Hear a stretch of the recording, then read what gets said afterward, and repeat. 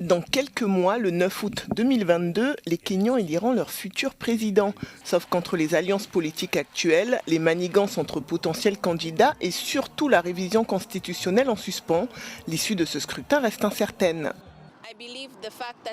La majorité de la population étant des jeunes, je ne pense pas qu'ils sachent pour qui voter.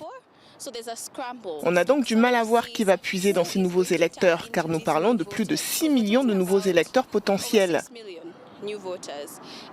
Et ils ne comprennent pas tout à fait l'histoire des alignements politiques et des coalitions dans notre pays. Ils sont plus préoccupés par l'individu qui peut leur apporter du changement.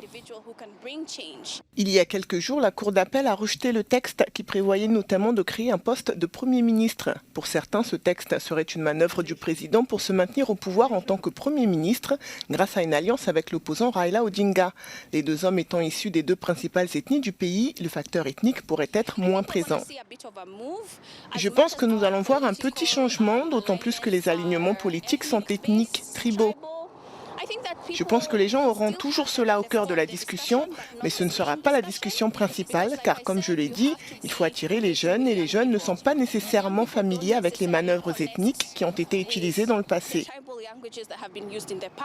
Le rejet de ce texte par la justice kenyane pourrait profiter au vice-président William Ruto.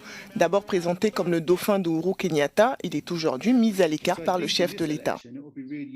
Je pense que dans cette élection, il sera vraiment intéressant de voir quelle est l'efficacité de la tentative de Ruto de mobiliser les Kenyans les plus pauvres en lutte contre l'élite, contre les dynasties.